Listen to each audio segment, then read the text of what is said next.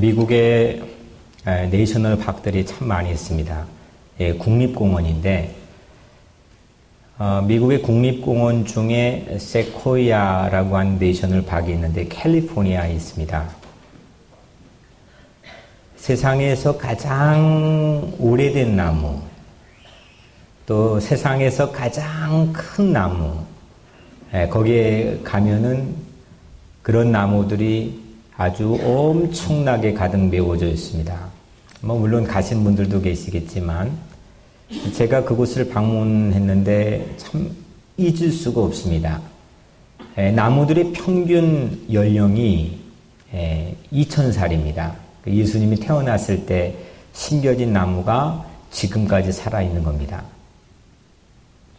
키가 보통 우리가 한 3m, 5m 되면요, 그래도 제법 참 큰 나무다. 한 10m 되면 이 거목이라고 우리가 생각합니다. 근데 무려 이 나무들은 80m가 넘습니다. 그냥 끝이 보이질 않습니다. 끝이 어딘지 볼 수가 없습니다.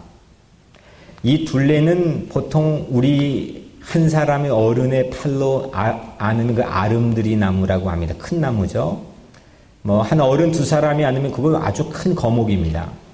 그런데 큰 장정들이 한 20명 정도가 손을 잡고 팔을 쫙 펼쳐야 둘레를 다 감쌀 수 있을 정도로, 둘레가 30m가 다 넘습니다. 키가 80m고 또 둘레가 한 30m 넘는 것들이니까 어마어마한 거목입니다. 세상에 이 땅에 있는 나무들 중에 가장 큰 나무.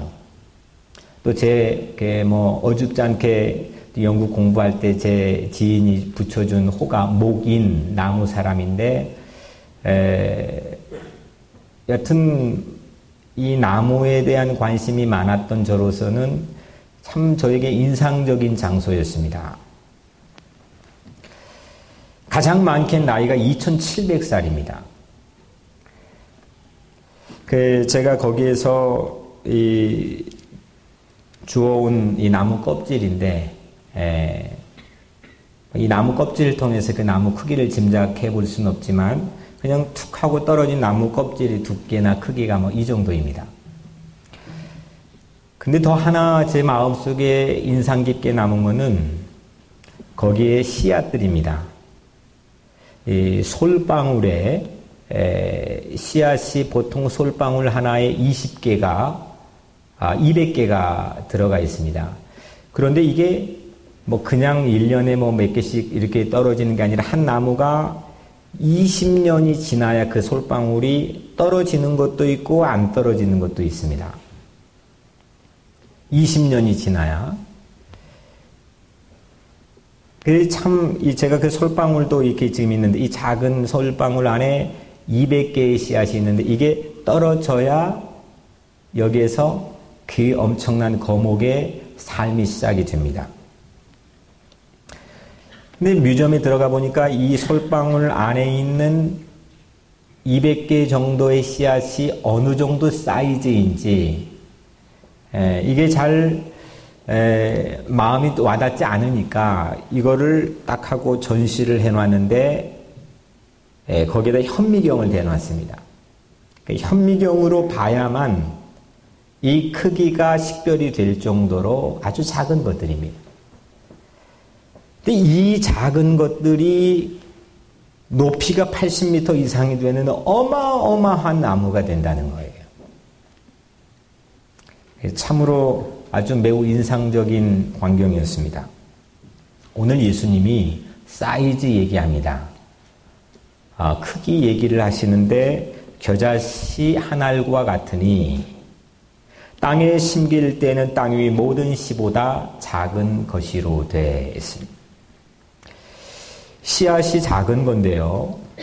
오늘 예수님께서 이 본문의 첫 절에 하나님 나라를 무엇에 설명해야, 그 다른 버전에는 픽처, 어떤 사진을 너희들 눈앞에 들이대야 하나님 나라가 뭔지 너희들 쉽게 알 수 있겠니? 어떤 비유, 어떤 이야기 해주면 좋겠니?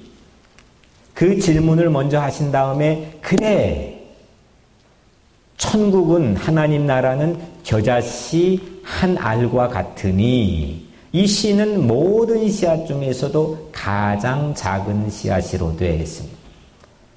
참 희한하지 않습니까? 명색이 천국인데 하나님 국가인데 아니 이 미국에 와보지 않는 사람에게 미국을 실감 있게 전해주기 위한 뭐 사진을 보여준 뭐 그랜드 캐년을 보여준다든지 나야가라 폭포를 뉴욕의 맨하탄을 보여준다든지 뭐 이 정도가 미국이야라고 우리가 쉽게 생각할 텐데 예수님이 그 엄청난 미국과는 제비가 되지 않는 어마어마한 하나님의 나라의 천국을 실감 있게 보여주는 사진 한 장을 소개하는데 그게 겨자씨 한 알이라는 겁니다. 해도 너무하는 거 아닙니까? 예수님께서 씨앗 중에서도 가장 씨앗이 본래 작은 건데 뭐 사과 씨앗, 호박 씨앗, 뭐 여러 씨앗 원래 작은 게 씨앗인데 그 중에서도 가장 작은 거. 그 겨자씨 한 알이 오늘 이야기의 주요 소품입니다.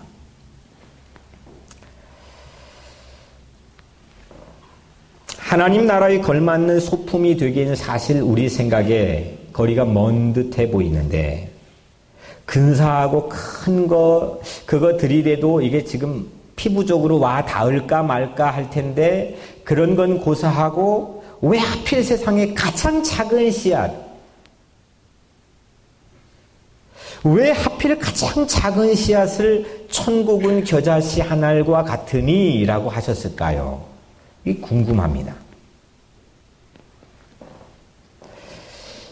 이 질문을 풀 수 있는 한 가지 단서는 오늘 이 비유를, 이 이야기를 듣고 있는 당시 2000년 전에 이 비유를 듣고 있는 청취자들, 청중들이 누군지 그 정체성을 알아야 됩니다. 오늘 읽지는 않았지만 마가복음 4장 1절에 예수께서 다시 바닷가에서 가르치시니 큰 무리가 모여들거늘 예수님이 뜨니까 사람들이 벌떼처럼 모여들었습니다. 이 갈릴리 호숫가에 예수님 벌떼처럼 사람들이 인파들이 모여드니까 거기에 떠 있는 배 한 척에 예수님이 딱 하고 타가지고 가까운 배 이 해변가에 가까운 곳에 혼자 딱 하고 거기에 떠 있으십니다.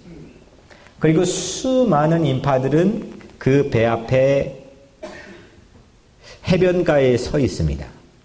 상상을 해보면 마치 이 갈릴리 호수를 무대로 하고 있는 마치 오페라 극장과 같은 그런 모습입니다. 사장의 이 비유는 그 무리들에게 한 겁니다. 보통 대부분의 비유들은 예수님에게 시비 걸었던 적대자들, 바리새파, 율법학자 이런 사람들이 하도 말귀를 못 알아들으니까 야 너희들 내 쉽게 얘기해 줄게 하고 비유를 말씀한 건데 오늘 이 마가복음 4장에 나와 있는 이 말씀은 이 청중들은 전부 다가 함께 예수님 따라다니면서 예수님에게 뭔가를 걸어보고 뭔가 기대를 가지고 뭔가 투신하고 투자하면서 하나님 나라 운동에 참여한 사람들입니다. 그래서 마가복음 4장에 보면 마태복음 13장과 함께 하나님 나라는 이와 같으니 하나님 나라는 이와 같으니 천국은 이와 같으니 라고 예수님이 다양한 비유들을 이 청중들에게 들려줍니다. 그러니까 한마디로 지금 이 청중들은 하나님 나라를 꿈꾸면서 하나님 나라에 함께 동참했던 운동원들입니다. 근데 이 운동원들이 스트레스를 잔뜩 받았습니다. 지금 예수님 배에 타고 이 사람들의 얘기를 하는데 이 사람 얼굴들이 밝지를 않습니다. 어깨가 쭉 처져 있습니다. 시무룩합니다. 의욕을 상실했습니다. 왜냐하면은 기대와 달리 이 운동을 하는 자기 자신들이 너무나 초라해 보였기 때문입니다. 작아 보였기 때문입니다. 지금 계란으로 바위를 친다는 말처럼 이 자기들이 꿈꾸고 있는 하나님 나라의 놀라운 그 꿈과 자기들이 발딛고 딱 서 있는 로마 식민지가 세금을 포탈하고 그들을 억압하고 어렵게 하고 막 세상이 난장판이고 어지러운 이 현실, 이것과는 너무 거리가 멀었기 때문입니다. 내 마음속에 품고 있는 꿈과 실제 그들이 살아가는 현실은 너무 괴리가 있었기 때문에 자기들이 참 작아 보였을 겁니다. 힘이 없습니다. 이거 내가 어떻게, 다윗과 골리앗 싸움도 아니고 어떻게 부딪혀보지? 부딪혀봤는데 늘 깨지는 건 난데. 이게 지금 갈릴리 호숫가에 쭉 하고 서 있는 하나님 나라의 운동원들입니다. 우리도 이 운동원들처럼 초라해질 때가 있잖아요. 부딪혀봤는데, 도전해봤는데 늘 깨지고, 그래서 내가 왜 이렇게 작을까 그냥 좌절해버리고 무력해질 때가 있잖아요. 예수님이 오늘 이런 사람들에게 겨자씨 하나 이야기를 해주는 겁니다. 너희들이 이렇게 작은데 천국은 이런 것과 같다, 이렇게 말씀해 주는 겁니다. 겨자씨 비유에는 세 가지의 픽처가 나옵니다. 오늘 이 짧은 글 안에 예수님이 말을만 해가지고는 이 사람 천국이 뭔지, 지금 가지고 있는 하나님 나라에 대한 꿈이 뭔지에 대해서 마음이 와닿지 않으니까 이 사람이 세 가지 그림을 찰칵 찍어가지고 보여주는데, 첫 번째 그림은 세상의 모든 씨앗 가운데 가장 작은 씨앗, 이 씨앗 겨자씨 한 알이 뿌려지는 그림입니다. 두 번째 그림에는 이 작은 씨앗이 자라납니다. 그리고 모든 풀 가운데 가장 큰 것이 됩니다. 그리고 큰 가지들을 냅니다. 이게 두 번째 그림입니다. 세 번째 그림은 거기 공중에 있는 새들이 와가지고 그 가지, 큰 가지의 그늘에 보금자리를 만듭니다. 첫 번째 그림은 이 지금 갈릴리 호숫가에 서 있는 이 사람들의 현실입니다. 현실성입니다. 부인할 수 없는 작은 겁니다.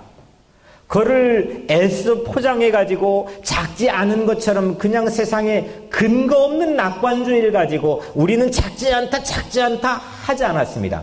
작은 겁니다. 볼품없다 이겁니다. 주목받지 못한다 이겁니다. 이게 현실성입니다. 두 번째 그림은 가능성입니다. 아직 호숫가에 서 있는 사람들이 아직은 맛보지 않는 미래의 일입니다.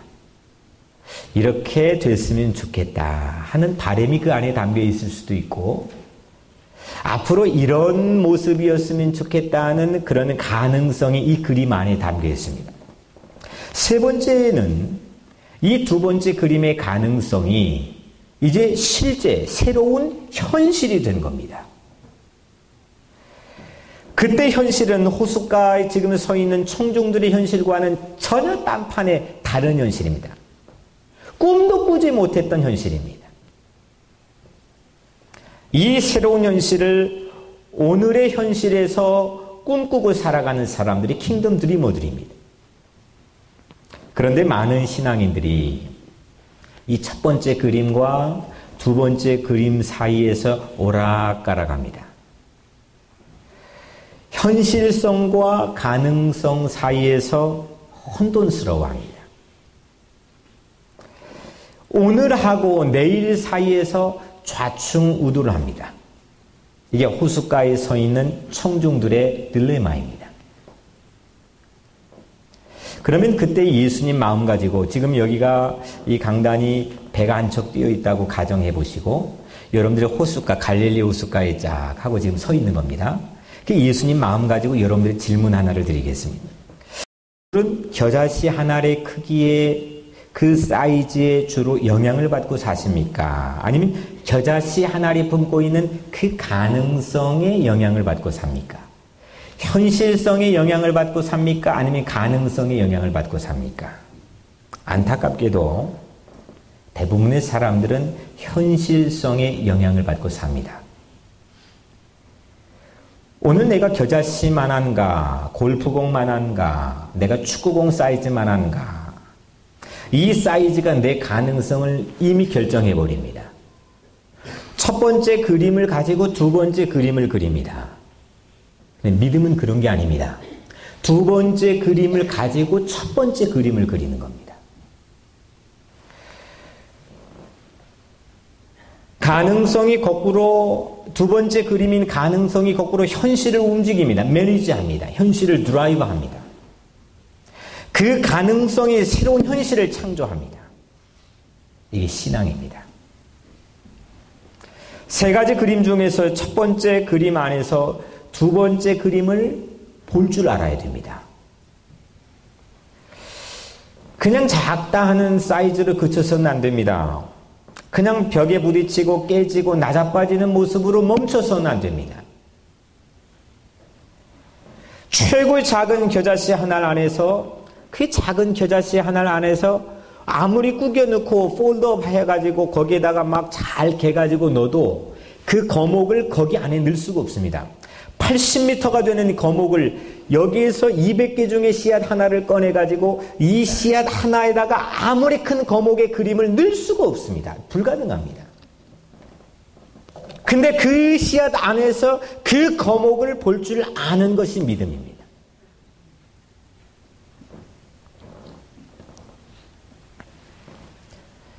새로운 시력을, 그런 믿음의 시력을 이 해변가에 서 있는 그런 무리들이 부딪혀 보니까, 세상 나가 살아보니까 현실은 그렇지 않은데요 하면서 잃어버렸습니다. 그 힘이 빠진 채로, 어깨가 처진 채로 오늘 예수님 앞에 그들이 서 있습니다. 아니, 예수님이 현실 가서 살아보세요. 예수님 우리가 부딪히고 도전받는 현실이 만만치가 않아요. 너무 우리는 사이즈가 작아요.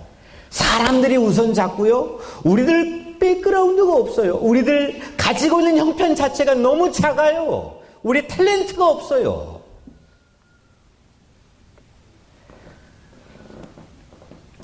어떤 이는 현재의 크기가, 오늘 현재의 크기가 미래를 개런티하는 걸로 그렇게 단정 짓고 살아갑니다. 그게 크던 작던, 내일도 오늘이고 그런 사람은 내년도 오늘입니다. 그냥 오늘 살면서 오늘이 내년입니다. 오늘이 또 내일입니다. 근데 더 각오하는, 현재의 크기도 아니고 과거의 크기에만 얽매여 사는 사람들이 적지 않습니다. 왕년에 그랬다는 거예요. 네, 일찍이 그랬다는 겁니다. 과거의 크기나 현재의 크기로 왜 미리 서둘러 가지고 내일을 우리가 그거 가지고 살아갑니까? 우리 예수 믿는 사람들입니다. 내일의 가능성으로 오늘을 살아가는 킹덤 드리머들입니다. 아니, 하나님 나라를 꿈꾸고 사는 사람들인데, 미국도 아니고 명색이 비교도 안 되는 하나님 나라를 꿈꾸고 사는 사람들인데, 예전에 저 간도 만주벌판에 있는 명동촌에서 무기도 없습니다. 뭐 갑옷도 없고요. 창도 미미합니다. 배운 적도 없고 군사훈련을 받은 적도 없는데 독립이 되면 우리나라의 꿈은 이렇게 된다는 그 마음 하나를 가지고요. 저 청산 위에서 김자진 장군은 1,500명 데리고요. 10대가 넘는 일본의 군인들을 무자비하게 다 전멸시켰습니다. 왠지 아십니까? 마음에 꿈이 있기 때문입니다. 그런 거하고는 비교도 되지 않게 우리는 하나님이 통치하고 하나님이 다스리는 하나님의 국가를 꿈꾸는 사람들입니다. 그게 우리 인생을 끌고 가는 인생들입니다. 세상에 있는 자기의 민족과 국가에 애국하는 사람들도 그 정도인데, 명색이 하나님의 나라를 꿈꾸고 하나님의 킹덤을 꿈꾸는 사람들인데 뭘 못하겠습니까? 사이즈 가지고 우리 미래를 결정하지 마세요. 그 꿈이 오늘 현실을 살아가는데 능력이 되어야 되는 줄 믿으시길 바랍니다. 그 그림을 잡아 당겼어요. 오늘을 살아가는 겁니다. 청산리가 아니라 뭐 어떤 전투의 영적 전투가 우리에게 밀려닥친다 할지라도 우리에게는 믿음의 씨앗이 있는 겁니다.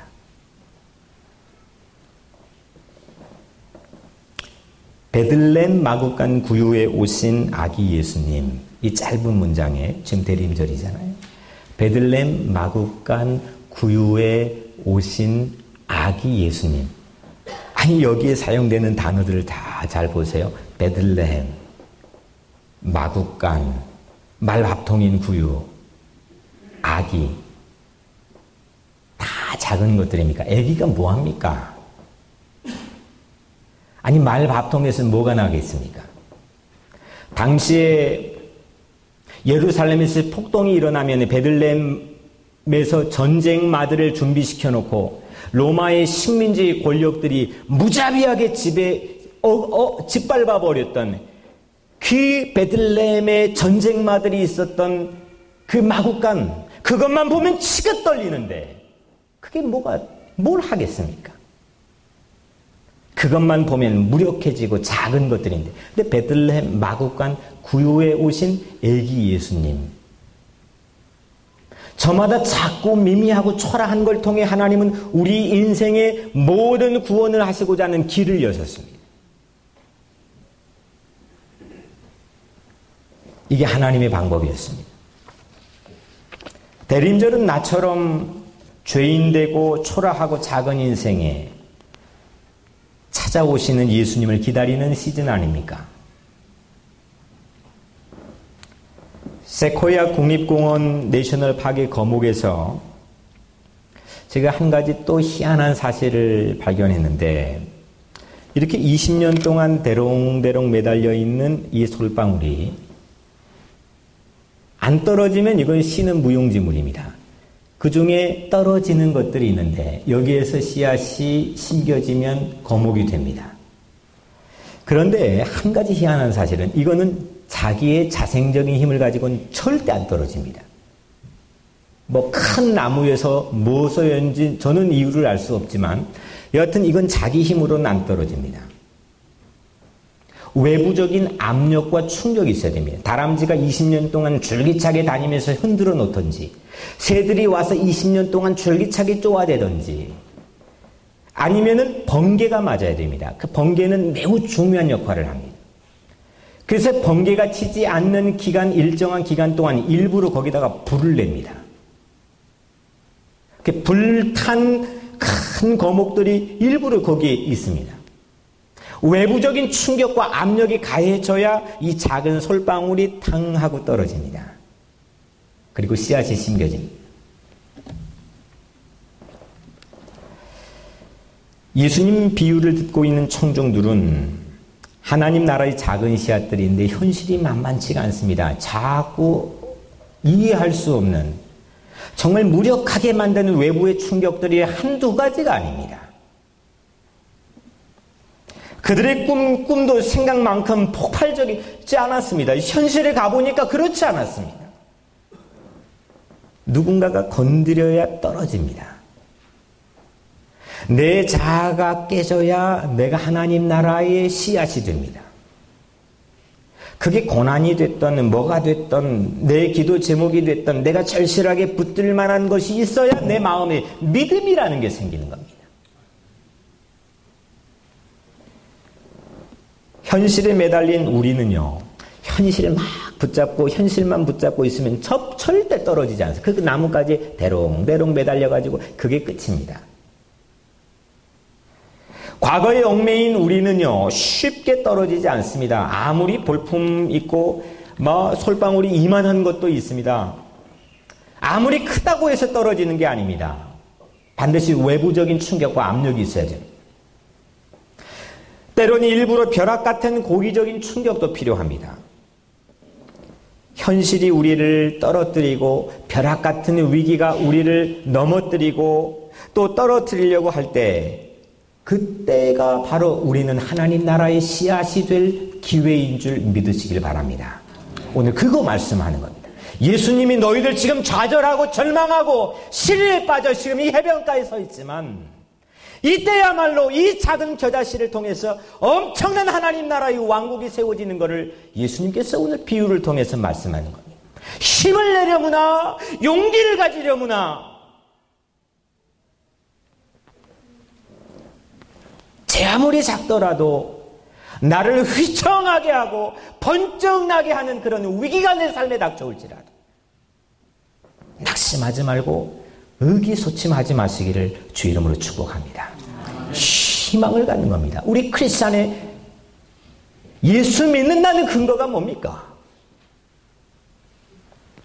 겨자씨가 자라 큰 나무가 되고 공중의 새들이 와 그 가지에 깃들인다는 이 세 번째 그림. 우리 현실을 뒤바꿔버리고 그냥 가능성에만 멈춰있고 그냥 꿈에만 머물러 있는 게 아니라 그 꿈이 현실이 돼버리는 새로운 현실, 그 꿈을 가지고 살아가는 그 현실을 오늘 내 손바닥에 쥐고 매핑을 해가지고 이 내비게이션 가지고 살아가는 게 우리 믿는 사람들의 삶의 모습입니다. 본문의 모든 풀보다 커지며 가지를 내나니 있어요. 근데요, 실제 겨자씨는요, 나무가 아니에요. 그거는 식물의 그걸 뭐라고 하냐, 과를 나눈다 그러죠. 이 식물의 과를 나누는데 이거는 나무가 아니라 초본입니다. 풀이에요. 오늘날도 겨자씨는 나무가 아니에요. 나무처럼 자라고 나무보다 더 크게 보이는 것 같지만 그건 나무로 종류를 분류하는 게 아니라 이건 풀이에요. 구약에서 하나님 나라, 천국, 이거 하면 언뜻 떠오르는 나무는 백향목 나무였습니다. 그래서 예루살렘 성전을 지을 때도 솔로몬이 저 위쪽에 레바논에서 뗏목의 배에 레바논 이 백향목을 가득 실어가지고 수입을 해옵니다. 그걸로 예루살렘 성전을 짓습니다. 그러니까 이 주이시들의 사고에는 백향목 하면 천국입니다. 백향목 하면 하나님 나라입니다. 굳이 나무에서 떠올리자면 이건 백향목 이외에는 없습니다. 백향목이 최고의 가치를 가지고 있습니다. 내구성이 튼튼하고 이건 참 거룩하게 쓰임받는 나무입니다. 그런 사람들이 에스겔 17장 23절에서도 이스라엘 높은 산에 심으리니 그 가지가 무성하고 열매를 맺어서 아름다운 백향목이 될 것이요 각양새가 그 아래 깃들이며 그 가지 그늘에 살리라. 예수님이 뜬금없이 오늘 아무 근거도 없고 그림도 없는 거 가지고 오늘 말씀한 게 아니라 이 에스겔이 본 환상에 대한 이미지를 가지고 말씀한 겁니다. 비슷하잖아요. 근데 재료 소품만 바뀌었습니다. 에스겔은 백향목을 가지고 그거를 그림을 그렸는데 오늘 예수님은 초본에 속하고 풀과에 속한 상상도 해보지 못했던 전혀 뜻밖인 겨자씨를 가지고 예수님 말씀합니다. 시편 104편 16절 17절에서도 여호와에는 물이 흡족하며 곧 그가 심으신 레바논 백향목이로다. 새들이 그 속에 깃들이며 학은 잣나무로 집을 짓는도다. 백향목은 이런 가치가 있는 나무입니다. 유대인들의 이미지의 심상 가운데 떠올릴 수 있는 천국 하면은 백향목인 겁니다. 그런데 이스라엘 백성들은 백향목 하면 하나님 나라고 하나님 나라면 백향목을 떠올리는데 백향목은 가장 아름답고 위세 있는 나무로 여겨졌고 거기엔 각양새가 보금자리를 틀고 거기에서 쉼을 얻는 적절한 나무로 빠뜨리지 않았는데 늘 그렇게 들어왔던 호숫가에 서 있는 지금 청중들에게 충격적인 비유 이야기가 전해집니다. 이게 백향목이 아니라 겨자풀이라는 겁니다. 그 겨자풀 나무로 예수님에 의해서 표현되었습니다. 겨자나무의 공중에 새들이 둥지를 틀고 그것이 곧 하나님의 나라 천국이라고 하는 메시지를 예수님을 통해 듣게 됩니다. 원래 그럴 만한 가치가 있는 것에 새들이 보금자리를 만들었다면 그거 익숙할 텐데 한 번도 들어보지 못한 비유, 한 번도 들어보지 못한 충격적인 그런 심상 이미지를 가지고 예수님께서 겨자나무의 새들이 깃들이고 그것이 곧 하나님 나라의 이미지라고 말씀하고 있습니다. 유명세로나 크기로도 충분히 그럴싸한 곳에 킹덤 드림, 천국이 이루어지는 것이 아니라 지극히 작고 미미한 풀에서 킹덤 드림이 이루어질 거라는 말씀입니다. 지금 다 세상에 부딪혀봐도 실망하고 되지도 않고 실패만 하고 가능성 없고 풀이 죽어서 너희들 자신이 이미 포기해버리고 해변가에 서 있는 너희들 자신이 곧 겨자씨 씨앗이고 그곳에서 하나님 나라의 운동은 시작된다는 겁니다. 역사가 2000년 동안 증명하지 않았습니까? 세코이아 내셔널 파크에서 2000년 예수님이 우리에게 주는 복음의 세월 동안 이 나무가 그 작은 겨자씨에서 피어난 것처럼 예수님이 12명 모아놓고 그 해변가의 무리들을 통해 예수 운동을 일으켜서 지금은 수없는 방해와 수없는 장애물을 딛고 복음이 이곳까지 온 거 아닙니까? 거목이 된 거 아닙니까? 백향목보다 겨자나무보다 훨씬 형편없는 나무, 예수님이 매달린 십자가의 나무, 그 십자가의 나무에 못이 박혔습니다. 거기에서 예수님은 무력하게 끝나버리는 것 같이 우리에게 보여졌습니다. 우리같이 방황하는 공중의 새들이 생명의 보금자리를 틀 수 있도록 예수님은 겨자씨보다도 더 멸시받는 그 나무 십자가에서 영광을 보았습니다. 그래서 이 겨자씨 하나 가운데서 하나님의 영광 주림을 꾸었습니다. 이 무력해 있는 수없는 청중들 안에서 하나님 나라를 보았습니다. 그걸 보지 않고서는 예수님 그 길 갈 수가 없는 겁니다. 오늘 여러분들 각자에서 하나님의 영광을 보지 않고서는 하나님이 여러분들에게 오늘 희망을 걸지 않는 겁니다. 내가 천국인 겁니다. 내 안에 하나님께 천국을 만들어 주시는 겁니다. 나를 하나님 나라의 운동원으로 끝까지 붙잡고 계시는 겁니다. 세코이아 국립공원을 만든 한 사람이 있었습니다. 세상에 가장 오래되고 가장 큰 나무가 보존되는데 한 사람 길버트 스탠리 언더우드라고 하는 사람이 내셔널 파크라고 하는 이름이 붙여지기 전에 그걸 가꾸었습니다. 20년 기다려서 딱 하고 떨어지면 그걸 가꾸고 양육했습니다. 불을 내서 번식을 하게 만들고 보호를 했습니다. 자기 평생을 바쳤습니다. 이 사람이 그랜드 캐년, 자이언 캐년, 브라이스 캐년, 이 내셔널 파크들을 디자인한 아주 유명한 그 사람입니다.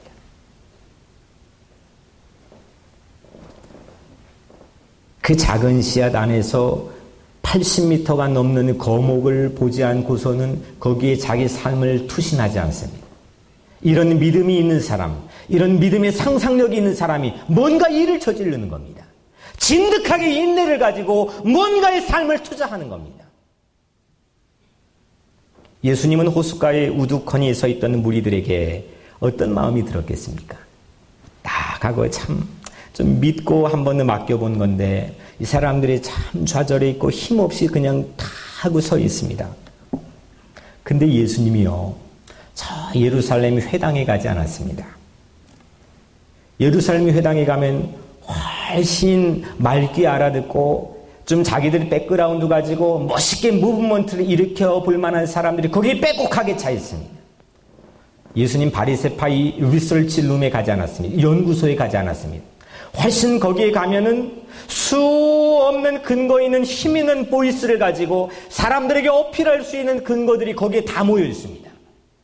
예수님 거기 가지 않았습니다. 예수님은 가장 변두리이고 가장 초라하고 가장 작게 여기는 사람들이 모여 사는 그 빈민촌 같은 그 갈릴리 호숫가에서 3년 동안 돌아다니시고 오늘 여기에서 이 사람들에게 말씀하고 있습니다. 왜냐? 그들 안에서 하나님 나라를 보았기 때문입니다.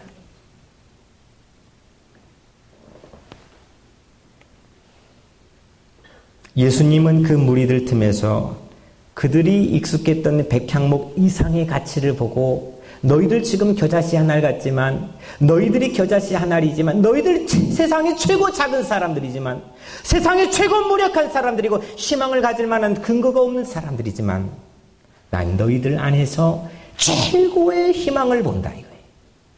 이게 예수님께서 우리를 향한 믿음이고 사랑입니다. 이 눈 가지고 하나님 나라의 내셔널 박을 세운 겁니다. 세상의 믿음의 거장들이, 거목들이, 내셔널 박들이 이루 2000년 동안 어마어마한 내셔널 박들이 이 세상에 있지 않습니까? 그 증거들이 우리 눈안에 있지 않습니까? 이 거목들이 그냥 자랐겠습니까? 저는 우리 교회 그런 거목들이 나오는 교회가 되기를 주의 이름으로 축원합니다. 예루살렘 회당에서가 아니었어요. 바리새파 사두개파 사람들의 리서치룸에서가 아니었어요. 갈릴리 호숫가에서 시작되었어요. 이런 내셔널 박은 그 한 사람의 안에서 백향목 이상의 가치를 보고 거기에 모든 것들을 투자하니 예수님의 눈으로만 가능한 겁니다. 이제는 우리가 내셔널 박을 만들어야 됩니다. 여러분들 자녀를 어떤 눈으로 바라보십니까? 그냥 애기를 애기로만 바라봅니까? 그러면 절대 거기에서는 위대한 거목이 나오지 못합니다. 애기를 애기로만 바라보는 게 아니에요. 작은 걸 작은 걸로만 바라보는 게 아니에요. 첫 번째 그림 가지고만 두 번째 그림을 그리려고 하면 아무것도 나오지 않는 거예요. 두 번째 그림을 가져다가 첫 번째 그림을 그리는 거예요. 세 번째 그림을 가져다가 첫 번째 그림 백지를 줘도 거기다 그림을 그려야 되는 거예요. 그 그림 같이 그리자는 공동체가 뉴욕 우리 교회 공동체입니다. 꿈의 공동체입니다. 디즈니라는 사람은요, 어렸을 때 회전목마 돌아가는 거 보고 이런 많은 사람들 같이 누렸으면 좋겠다 해서 저희 플로리다 살 때 디즈니 월드를 가봤는데 상상을 초월하는 걸 현실로 만들지 않습니까? 세상에 그런 사람들도 만드는데 우리는 킹덤 드리머들입니다. 청산리 전투가 가지고 몇천 명 가지고도 10배 넘는 사람들을 무력하게 만들어는 애국심이 마음에 있는데 우리는 하나님 나라에 대한 애국하는 자들 아닙니까? 꿈을 가진 사람들입니다. 시시하게 생각하지 마세요. 여러분들 각자의 삶 가운데서 하나님은, 예수님은 위대한 하나님의 나라를 받기 때문에 십자가에 달려 돌아가신 거예요. 이제 우리가 내셔널 팍을 만드는 사람이 되었으면 좋겠습니다. 우리 교회가 내셔널 팍을 만드는 근거지가 되었으면 좋겠습니다. 초라하다고요? 작다고요? 그거 가지고 게임된 적이 교회 역사상에 한 번도 없었습니다. 여러분들 가정이 내셔널 팍을 만들었어요. 하나님 나라의 인재들을 펑펑 배출하는 그런 가정이 되기를 주의 이름으로 축원합니다.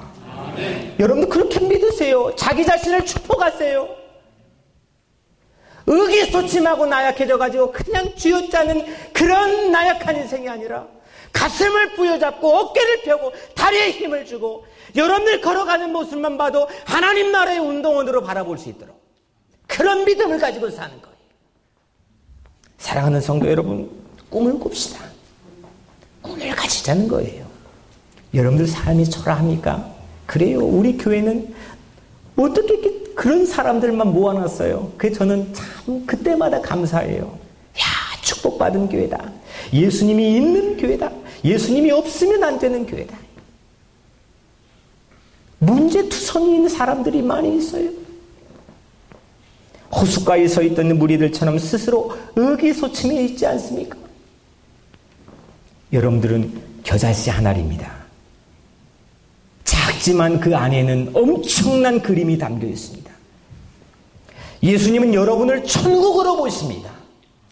예수님은 여러분을 가장 세상이 감당하지 못하는 엄청난 왕국으로 보시는 겁니다. 모든 의심을 떨쳐버리고 용기와 확신을 가지고 전진하시기를 주의 이름으로 축원합니다. 세코와 국립공원, 거기 가도요, 끝을 가도 끝이 나지 않는데, 그거 비교도 되지 않는 미국이요? 미국만큼 큰 잘 사는 땅덩어리 세상에 어디 있어요? 근데 이거 비교도 안 되는 킹덤인데요.